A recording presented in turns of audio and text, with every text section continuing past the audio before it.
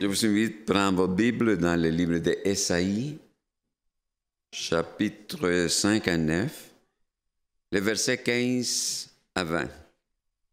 Ça dit comme ça. La vérité a disparu, et celui qui s'éloigne du mal est dépouillé. L'Éternel voit d'un regard indigné qu'il n'y a plus de droiture. Il voit qu'il n'y a pas un homme et il s'étonne de ce que personne n'intercède. Alors son bras lui vient en aide et sa justice lui sert d'appui. Il se revêt de la justice comme d'une cuirasse et il met sur sa tête le casque du salut. Et il se couvre de la jalousie comme d'un manteau et il rendra à chacun selon ses œuvres. La fureur à ses adversaires, l'appareil à ses ennemis. Il rendra l'appareil aux îles. On craindra le nom de l'Éternel depuis l'Occident et sa gloire depuis le soleil levant. Quand l'ennemi viendra comme un fleuve, l'Esprit de l'Éternel le mettra en fuite. Un Rédempteur viendra pour Sion, pour ceux de Jacob qui se convertiront de leurs péchés, dit l'Éternel. Voilà la parole de Dieu. Amen. Et vous pouvez vous asseoir et on se prépare avec le cantique 123, Esprit de Dieu, vivant, les strophes 3 et 4.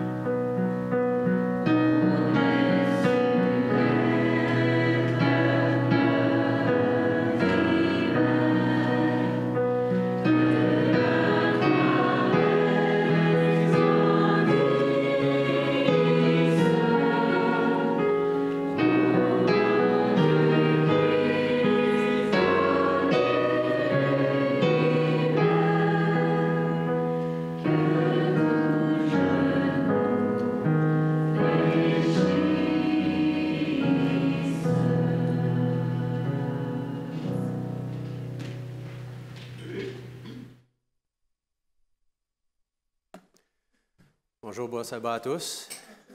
Donc, vaillant héros ce matin. Je vais essayer ça aussi. Est-ce que ça fonctionne? Oui, parfait. Donc, Norman Borlaug Ernest. En fait, c'est un biologiste américain qui est également surnommé le père de la Révolution verte. On l'appelle aussi le plus grand porte-parole de l'agriculture. En fait, on l'appelle aussi l'homme qui a sauvé 1 milliard de vies. Grâce à ses techniques de production agricole, le Mexique est devenu un très grand exportateur de blé au cours des années 60. Et entre 1965 et 1970, les rendements de blé ont presque doublé au Pakistan et en Inde, ce qui améliorera grandement la sécurité alimentaire de ces deux pays-là. Et grâce à cette révolution verte, Borlaug est souvent crédité d'avoir sauvé environ 1 milliard de vies de la famine. Il a reçu d'ailleurs le prix Nobel de la paix en 1970 et en reconnaissance pour sa contribution à la paix mondiale par l'augmentation de l'offre alimentaire. Et à cause de cela, on peut dire que Borlaug est considéré en quelque sorte comme un héros.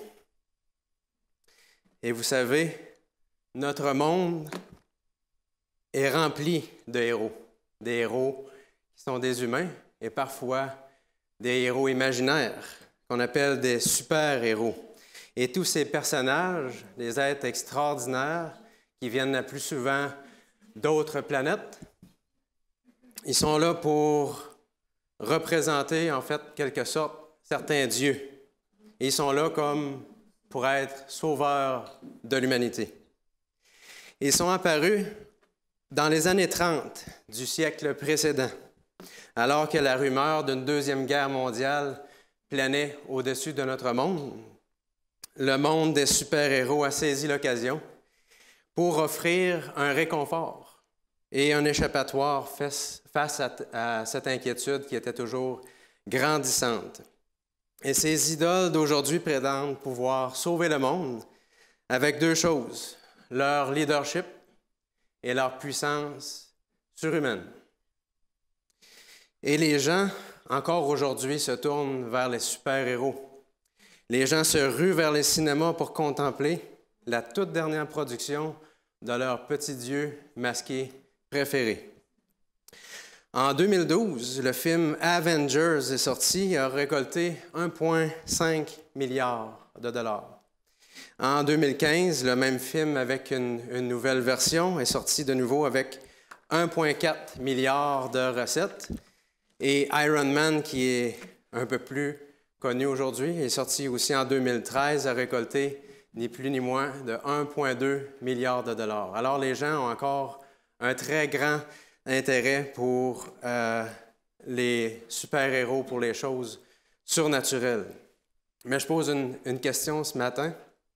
Est-ce que ce serait possible qu'au travers nos écrans, qu'il y ait un agenda bien précis qui soit mis en place pour soutirer l'adoration qui n'appartient qu'à Dieu, un seul Dieu vivant et unique?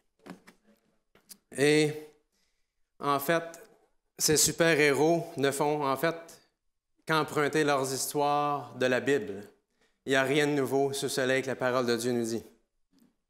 Parce que ces histoires qui viennent de la Bible sont représentées, mais de la mauvaise façon.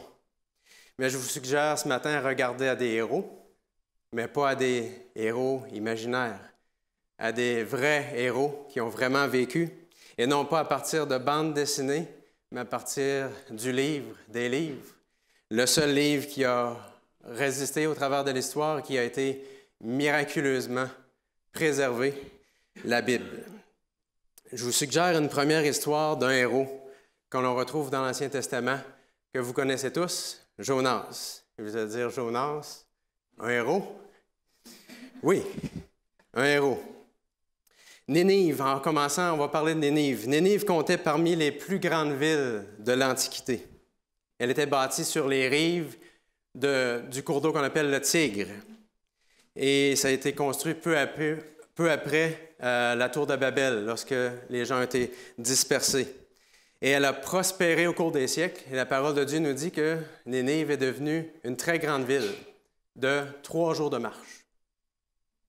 Et le Seigneur se révéla aux Nénivites afin de les amener à la repentance, parce que Dieu nous dit qu'elle ne s'était pas entièrement livrée au mal. Il y avait encore de l'espoir pour les Nénivites. Et oui, le récit nous raconte que le prophète Jonas n'a pas réagi favorablement au premier appel de Dieu. Au lieu d'aller vers Nénive, il est allé vers Tarsis, beaucoup plus loin et complètement dans une direction opposée. Ça a été sa façon de répondre à Dieu, ce héros dont je veux vous parler. Et on peut, en fait, lire dans la parole de Dieu, dans Nahum, en fait, le chapitre 3, le verset 1, ça nous dit que Nénive était remplie de corruption. En fait, la parole de Dieu nous dit que c'était une ville sanguinaire. C'est le mot qui est utilisé pour décrire la ville de Nénive. Et sans excuser Jonas, on peut comprendre pourquoi il a fui face à ce peuple sanguinaire. Qui oserait se lever pour entrer à Nénive pour proclamer un message? Il est vrai que la méchanceté et la cruauté de Nénive dépassaient toutes les bornes et les traitements qu'on infligeait aux prisonniers de guerre étaient absolument incroyables. On leur coupait les mains, on leur coupait les pieds, on leur coupait le nez, on leur arrachait la langue, on leur perçait les yeux. C'est toutes des choses que les Nénévites faisaient. C'est dur à entendre, mais c'est le peuple vers lequel Jonas devait aller. Alors, c'était abominable. Et c'est quand même impressionnant aussi que malgré cela, les Nénévites avaient du prix aux yeux de Dieu. Alors Dieu tendait la main à ce peuple-là. Extraordinaire, la grâce de Dieu. Et on peut s'imaginer aujourd'hui Jonas qui doit entrer dans ce type de ville excessivement dangereuse et devoir y proclamer un message des plus alarmants. Encore 40 jours et Nénive sera détruite. C'est un message pour se faire ami avec les Nénévites. Hein? Cela me fait penser à un témoignage que j'ai entendu récemment concernant deux de nos frères dans l'Église. Pas l'Église ici, mais de l'Église mondiale. Ils ont décidé de suivre Dieu là où il les mènerait. Et Dieu les a guidés vers ce qu'on appelle les favelas. Les favelas, en fait, ce sont des bidonvilles brésiliens. Ils sont illégalement occupés et la plupart du temps sont contrôlés par des trafiquants de drogue. Les maisons sont construites avec des matériaux de fabrication. Ce sont des milieux insalubres, des marécages et pentes raides sur le long des collines. Et les plus connus sont situés dans la ville de Rio de Janeiro. Et le tiers, en fait, de la population urbaine est concentrée dans ces bidonvilles-là. Alors, c'est exactement dans ces bidonvilles que nos frères sont entrés au risque de leur vie. On voit un petit enfant avec quelqu'un d'armé juste à côté, alors que des policiers n'osent même pas entrer dans ces bidonvilles-là sans leur véhicule blindé et sans être armés jusqu'aux dents. Alors, nos frères sont entrés dans cette ville-là avec la Bible, avec des louanges sur des lèvres et avec, des prières. Et la bonne nouvelle, c'est que comme Jonas, ils sont ressortis vivants. Ils sont ressortis vivants, non seulement ils sont ressortis vivants, mais il y a des choses extraordinaires que Dieu a faites en les utilisant, alors qu'ils ont mis leur vie en péril en entrant dans ce type d'endroit excessivement dangereux, encore une fois. Et même si Jonas est souvent dépeint comme quelqu'un d'égoïste, centré sur lui-même, épris de confort, plus préoccupé par l'achat d'une nouvelle paire de sandales que le salut des gens qui l'entourent, je peux quand même dire que Jonas a eu du courage d'entrer dans ce type de ville-là, si ça devait ressembler à quelque chose comme les favelas. Et oui, il a été poussé par Dieu, mais néanmoins, au péril de sa vie, il a été proclamé un message. Et je vois aussi un exemple de courage dans la vie de notre Sauveur Jésus. Et on voit Jésus qui entre à Jérusalem. Et on peut lire un passage, si vous voulez, dans Zacharie. Zacharie, au chapitre 9, et le verset 9, qui nous décrit l'entrée de Jésus à Jérusalem. Zacharie 9, nous dit « Réjouis-toi, fille de Sion. Lance des acclamations, fille de Jérusalem. Voici ton roi qui vient à toi. Il est juste et victorieux. Il est humble et monté sur un ânon, le petit d'une ânesse. » Et c'est ainsi que le prophète Zacharie avait annoncé la venue du roi d'Israël 5 siècles avant la naissance de Jésus. 5 siècles avant. Et cette prophétie, évidemment, devait s'accomplir. Et Jésus a longtemps refusé les honneurs de la royauté. Constamment dans son ministère, Satan l'a tenté à abandonner sa mission et devenir roi à la façon des Juifs, comme avoir son royaume parmi nous, un royaume terrestre. Il a constamment rejeté ça. Et ce jour-là, Jésus vient à Jérusalem comme l'héritier du trône de David, accomplissant la prophétie de Zacharie. J'aimerais vous lire un passage tiré du livre Jésus-Christ ce matin, qui est à la page 567, qui nous parle en fait de l'entrée de Jésus à Jérusalem. Il est écrit ceci. « On n'avait jamais vu un cortège aussi glorieux. Il ne ressemblait pas à celui des plus célèbres conquérants de la terre. Aucune suite de captifs gémissants ne figurait comme trophée de victoire. » Alors on peut mettre en parallèle les Nénévites lorsqu'ils revenaient avec leurs prisonniers de guerre. Alors c'était leur trophée. Mais Jésus avait d'autres trophées, pas des gens qui gémissaient à cause de ce qu'on leur avait infligé corporellement. Mais le Sauveur était entouré des glorieux trophées de son travail d'amour en faveur de l'homme pécheur. Ils étaient là, les captifs qu'il avait arrachés au pouvoir de Satan. Et il louait Dieu de leur délivrance. Les aveugles auxquels il avait rendu la vue montraient le chemin. Les muets dont il avait délié la langue faisaient entendre les hosannas les plus retentissants. Les estropiés qu'il avait guéris sautaient de joie et se montraient plus empressés que les autres à rompre des branches de palmier et à les agiter devant le Seigneur. Des veuves et des orphelins célébraient le nom de Jésus à cause des œuvres de miséricorde qu'il avait accomplies en leur faveur. Les lépreux qu'il avait purifiés étalaient sur son chemin leurs vêtements qui n'étaient plus souillés par la maladie, et l'acclamaient comme le roi de gloire.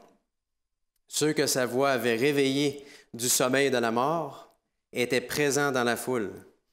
Lazare, dont le corps avait senti la corruption dans le sépulcre et qui maintenant était en possession d'une pleine vigueur, conduisait l'animal sur lequel le Sauveur était assis.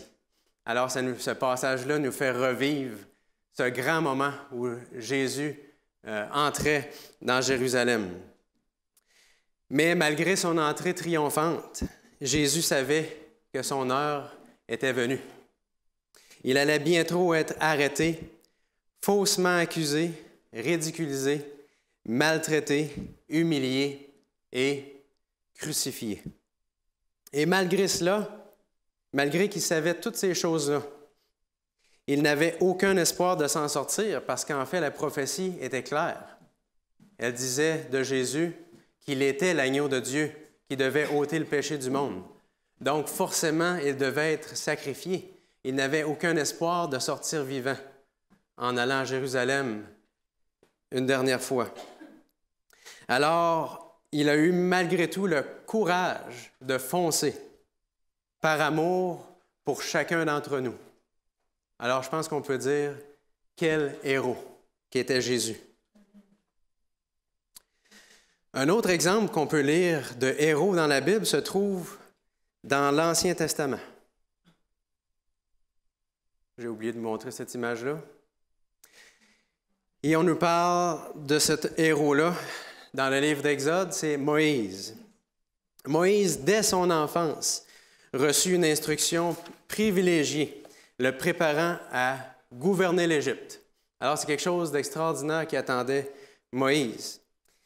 Et pour décrire un peu l'arrière-plan de Moïse, comment est-ce qu'il a été préparé, je vous lis un petit passage de Patriarches et Prophètes à la page 223. Ça va comme ceci. À la cour du Pharaon, Moïse reçut une haute culture civile et militaire. Le monarque ayant résolu de choisir son petit-fils adoptif comme son héritier, on parle de Moïse, tout fut disposé en vue de le préparer à occuper cette situation. Moïse fut instruit dans toute la science des Égyptiens.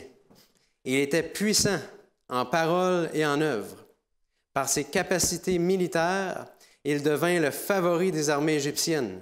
Il était universellement considéré comme un homme extraordinaire. Alors Moïse, ce n'était pas n'importe qui, selon les Égyptiens. Et Dieu avait un plan aussi pour Moïse. Mais ce qui est intéressant aussi, c'est que sa mère, Jochébed, a gardé Moïse le plus longtemps possible auprès d'elle, jusqu'à l'âge de 12 ans, nous dit-il. Le jeune Moïse quitta son humble cabane ensuite pour rejoindre le palais royal. Et les enseignements de sa mère l'ont préservé de l'orgueil, de l'incrédulité et du vice qui était omniprésent au palais. Alors Moïse, à 12 ans, s'allait dans un endroit qui était non favorable pour un jeune. Et c'est intéressant de voir que déjà à 12 ans, il était solide parce qu'il avait eu une mère qui l'avait mis droit dans le chemin pour adorer le seul vrai Dieu. Et Dieu était à ses côtés parce que Dieu avait un plan particulier pour Moïse. Alors, quelle influence admirable que cette femme-là, qui était exilée et esclave, a pu avoir sur Moïse. Et un jour, Moïse a fait face à une situation qu'il jugeait inacceptable. Il a tué un Égyptien. On connaît l'histoire. Moïse a perdu confiance en Dieu et il s'est enfui loin de la colère du Pharaon. Il a conclu que parce qu'il avait gravement péché en tuant un Égyptien, que Dieu ne lui permettrait pas d'aider le peuple de sortir de l'esclavage. Alors, Dieu avait malgré tout un plan pour Moïse. Il lui a enseigné 3 choses en particulier: la douceur, la bonté et la patience.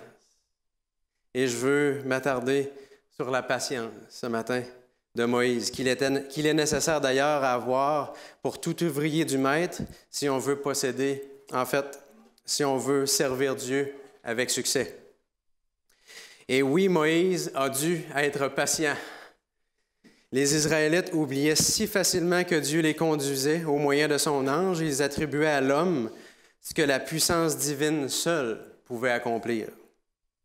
Dieu les a mis à l'épreuve pour voir s'ils lui obéiraient. Mais chaque fois, ils ne supportaient pas l'épreuve. Au lieu de croire en Dieu et de reconnaître qu'il les avait conduits tout le long du chemin et avait accompli des manifestations de son pouvoir et des preuves de son amour, Dieu a donné des preuves de son amour immense. Le peuple a douté de Dieu. Et qu'est-ce qu'ils ont fait? Ils ont accusé Moïse d'être le responsable de tout leur malheur.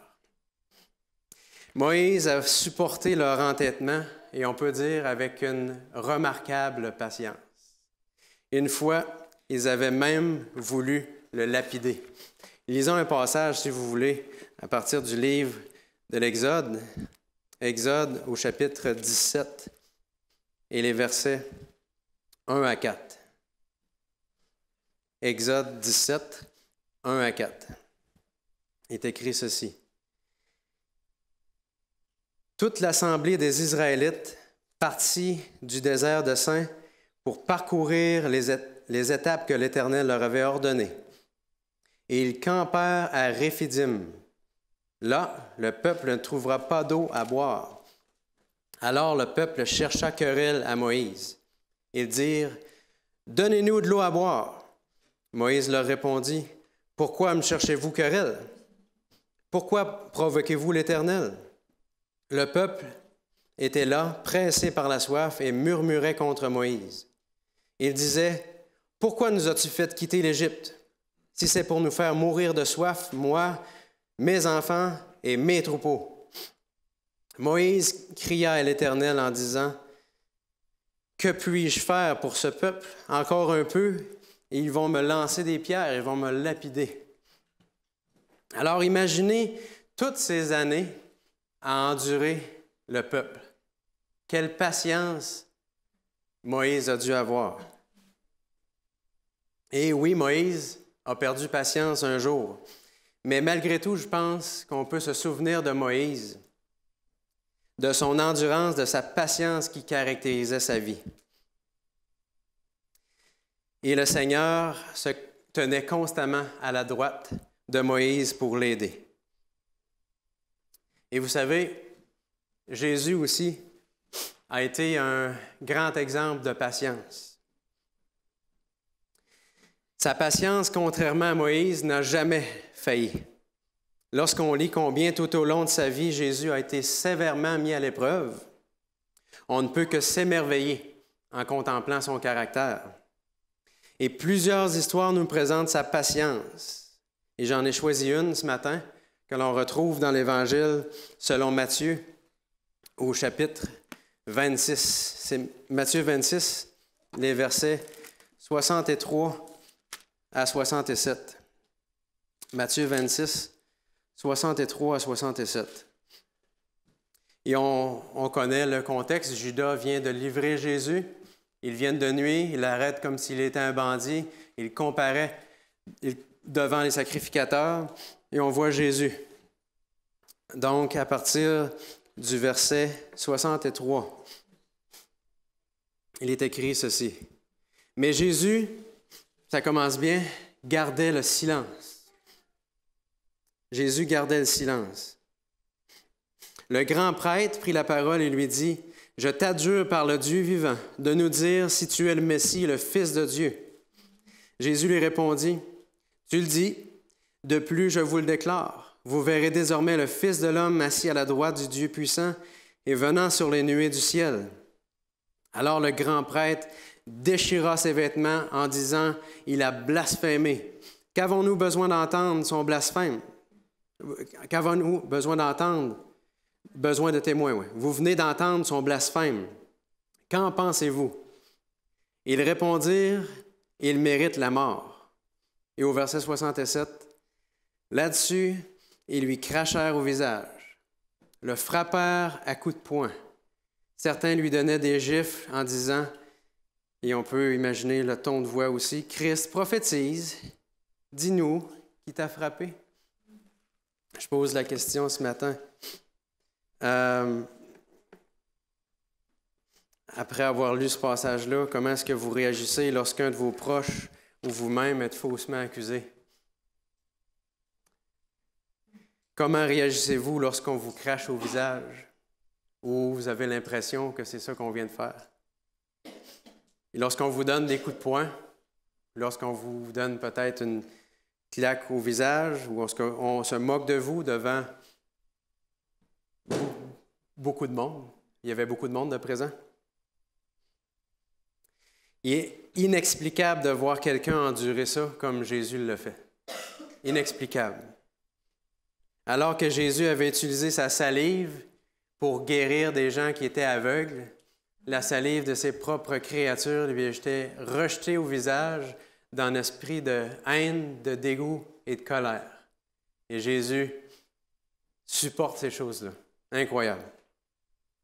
En lien avec cette histoire-là, je vous lis un passage, encore une fois, du livre Jésus-Christ à la page 702, qui décrit bien ce que Jésus est passé au travers. Jésus-Christ à la page 702. « Les anges du ciel observaient tout ce qui se faisait contre leur bien-aimé chef et désiraient ardemment le délivrer. Les anges, aux ordres de Dieu, sont tout-puissants. En une certaine occasion, commandés par le Christ, ils avaient fait mourir 185 000 hommes de l'armée assyrienne. » Alors on peut dire que les anges de Dieu sont puissants. Il a été facile à ces anges témoins des scènes honteuses qui accompagnaient le procès du Christ de manifester leur indignation en consumant les ennemis de Dieu. Mais aucun ordre de ce genre ne leur fut donné. Celui qui pouvait exterminer ses ennemis préférait supporter leur cruauté. L'amour qu'il avait pour son Père et le souvenir de l'engagement pris dès avant la fondation du monde de porter les péchés de l'humanité lui faisait accepter, sans se plaindre, les grossièretés de ceux qu'il était venu sauver. Il considérait comme une partie de sa mission d'endurer dans son humanité toutes les injures et tous les mauvais traitements. L'espérance de l'humanité reposait sur la soumission du Christ à tout ce que des mains et des cœurs d'hommes lui feraient subir. Pouvez-vous imaginer? C'est tout ce que Jésus a dû supporter. Cette patience motivée pour le salut des pécheurs nous dépasse. Encore une fois, je pense qu'on peut dire, quel héros qu'était Jésus. Une autre histoire ce matin de héros, encore une fois, dans le Nouveau Testament, dans l'Ancien Testament par contre, nous démontre que c'est un énorme privilège que de pouvoir prier pour les gens qui nous entourent. Et Samuel avait très bien compris cela. Dès son jeune âge, alors que sa naissance même était une réponse à la prière de sa mère, il devait travailler au temple en compagnie d'Élie. Et ce n'était certainement pas la première fois que Samuel était en prière, mais cette fois-ci, il y avait quelque chose de particulier qui était arrivé. Dieu lui parlait directement. La prière est demeurée au centre de la vie de ce prophète tout au long de sa vie. J'aimerais vous lire un passage du premier livre de Samuel, au chapitre 12. 1 Samuel 12 et le verset 23. 1 Samuel 12 et le verset 23. Il est dit ceci par rapport à la vie de prière de Samuel. « Je ne veux certes pas pécher contre l'Éternel en cessant de prier pour vous. Au contraire, je vous enseignerai le chemin bon et droit. » Et Samuel était tellement enraciné dans ses habitudes de prière, d'intercession, que même le peuple venait se faire leur requête de prière auprès de Samuel. Et on trouve ça un peu plus tôt. Au verset 19, c'est dit, « Et tout le peuple dit à Samuel, « Prie l'Éternel ton Dieu, pour nous, tes serviteurs, afin que nous ne mourions pas.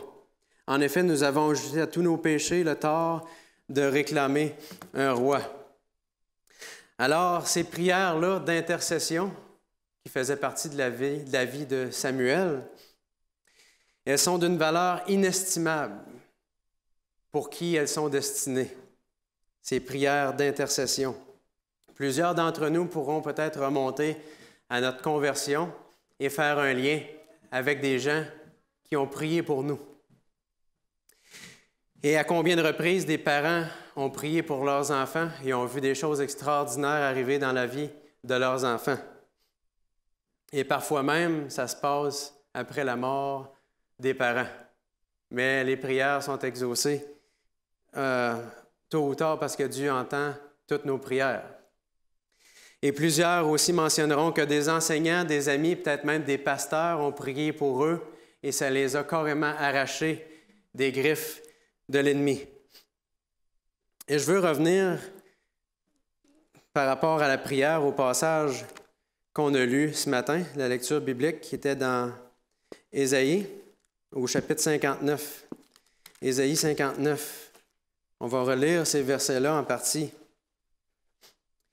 Parce que on nous parle justement de l'intercession dans Ésaïe 59. On va commencer au verset 15, Ésaïe 59, verset 15.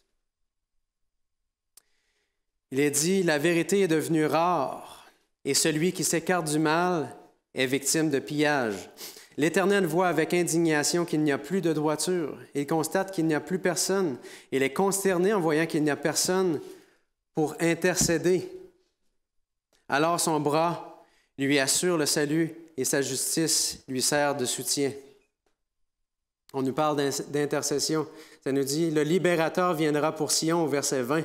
« Pour ceux de Jacob qui renoncent à leur révolte, déclare l'Éternel. » Alors évidemment, un Rédempteur vient en Sion, on parle de Jésus.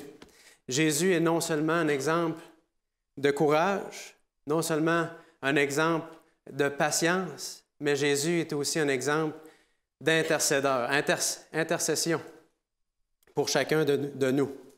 Un intercesseur intervient pour mettre les personnes en relation, en fait, pour les concilier. Un intercesseur va s'interposer. Il est en quelque sorte un arbitre qui va s'entremettre entre deux parties. Et pour mieux illustrer aussi ce qu'est un intercesseur, imaginez qu'il y a une ville fortifiée et qu'il y a une faille dans la muraille. Si une armée ennemie vient et désire prendre possession de cette ville-là, comment est-ce que vous croyez qu'elle va s'y prendre? Elle va considérer la faille, parce que la faille, en temps de guerre, est une faiblesse considérable. Et l'ennemi observe constamment les faiblesses et cherche à frapper par les faiblesses de son adversaire. Le péché a créé une brèche dans chacune des personnes ayant vécu dans notre monde. Nous étions faibles et sans espoir. Et Jésus est venu se tenir, on peut dire, dans la brèche en tant qu'intercesseur. Exactement dans cette faille, alors que l'ennemi nous a frappés d'un coup mortel dans cette faille. Et Jésus a pris ce coup mortel à notre place. Dans Romains 8, les versets 33 et 34, il est dit « Qui accusera les élus de Dieu? C'est Dieu qui justifie. Qui les condamnera? Christ est mort, bien plus, il est ressuscité. Il est à la droite de Dieu. Il est dit « Il intercède pour nous. » Avant même que nous ayons répondu à son amour, il a pris le coup et il en est mort. C'est ce que la parole de Dieu nous dit. Encore une fois, à cause de cette raison-là, on peut dire « Quel héros! » Et Dieu pose la même question aujourd'hui, la même qu'il a posée dans Ésaïe au chapitre 59. Où est l'intercesseur?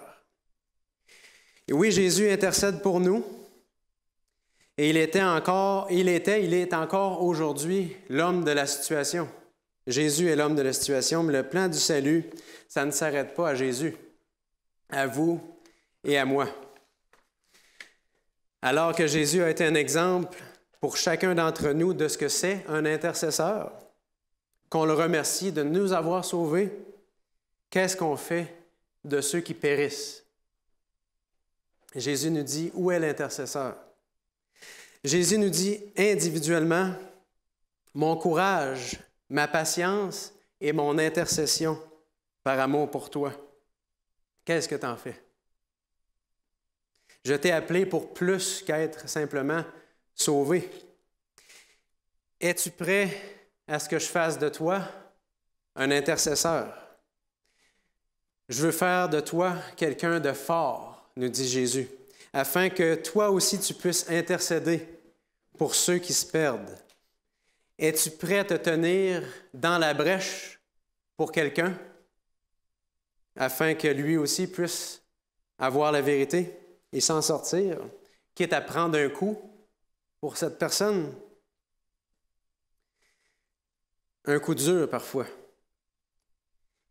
Dans une vieille version du film Superman, pour ceux d'entre vous qui avaient déjà vu ce film, ce super-héros a dû un jour s'étendre sur une voie ferrée pour combler cette section qui manquait de la voie ferrée, parce qu'il y a un train qui s'en venait et il devait s'assurer de sauver la vie de tous ces gens-là dans le train.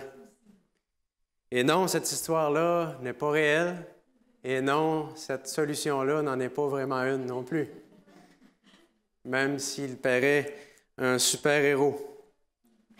Mais vous savez, nous sommes fils et filles du plus grand des héros. On est fils et filles du capitaine des capitaines, du général des générales, de l'Éternel des armées, que nous dit la parole de Dieu. Dans l'Évangile selon Marc, au chapitre 6, Jésus envoie ses disciples 2 par 2, et ils vont faire quoi? Ils vont chasser les démons, ils vont guérir les malades, ils vont ressusciter les morts. Et il nous demande aujourd'hui, est-ce que tu es prêt à ce que je fasse de toi quelqu'un de courageux? Est-ce que tu es prêt à ce que je fasse de toi quelqu'un de patient, plus patient que tu peux l'imaginer? Est-ce que tu es prêt à ce que je fasse de toi un intercesseur? Est-ce que tu es prêt à ce que je fasse de toi un vaillant héros? Et Dieu dit, pour ma gloire. Que Dieu vous bénisse. Amen. Si vous voulez vous lever, s'il vous plaît, on va chanter le cantique 49, les 4 strophes.